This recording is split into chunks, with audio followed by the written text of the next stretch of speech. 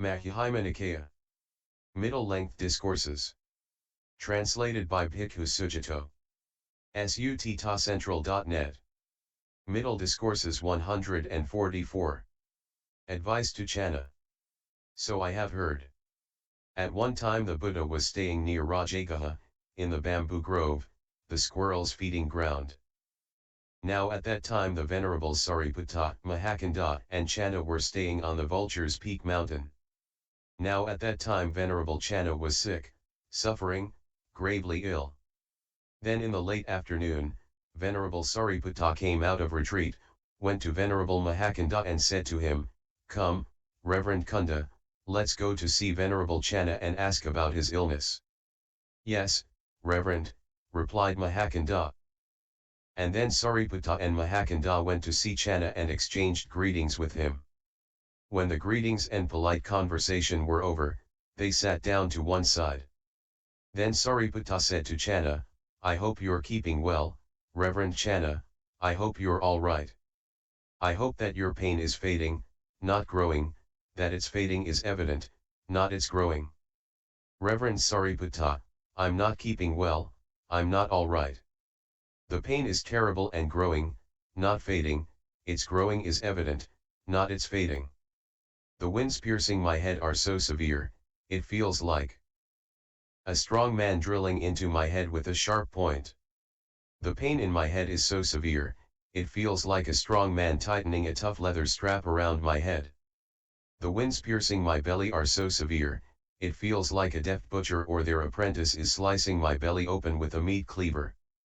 The burning in my body is so severe, it feels like two strong men grabbing a weaker man by the arms to burn and scorch him on a pit of glowing coals. I'm not keeping well, I'm not all right. The pain is terrible and growing, not fading, its growing is evident, not its fading. Reverend Sariputta, I will slit my wrists. I don't wish to live. Please don't slit your wrists. Venerable Channa, keep going. We want you to keep going. If you don't have any suitable food, we'll find it for you. If you don't have suitable medicine, we'll find it for you. If you don't have a capable carer, we'll find one for you. Please don't slit your wrists. Venerable Channa, keep going. We want you to keep going. Reverend Sariputta, it's not that I don't have suitable food, or suitable medicine, or a capable carer. Moreover, for a long time now I have served the teacher with love, not without love. For it is proper for a disciple to serve the teacher with love, not without love. You should remember this." The mendicant Channa slit his wrists blamelessly. "I'd like to ask you about a certain point, if you'd take the time to answer." "Ask, Reverend Sariputta. When I've heard it I'll know."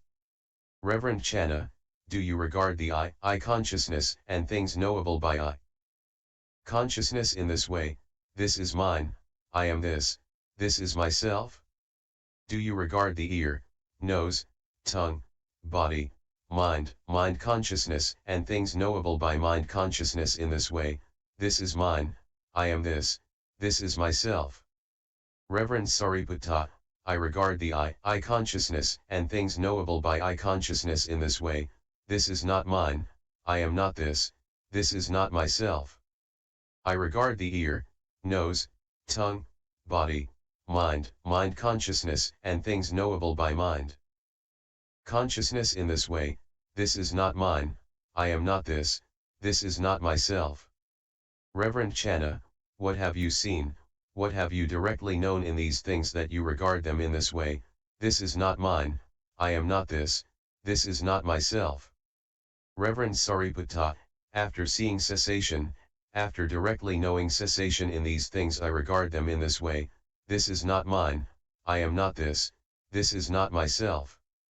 When he said this, Venerable Mahacunda said to Venerable Channa, "So, Reverend Channa, you should pay close attention to this instruction of the Buddha whenever you can, for the dependent there is agitation.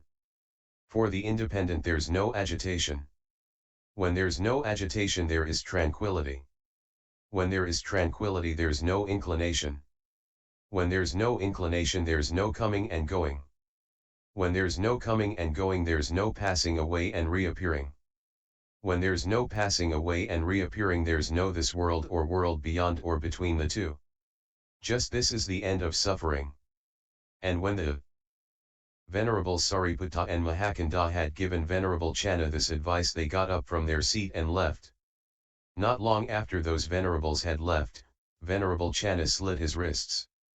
Then Sariputta went up to the Buddha, bowed, sat down to one side, and said to him, "Sir, Venerable Channa has slit his wrists. Where has he been reborn in his next life?"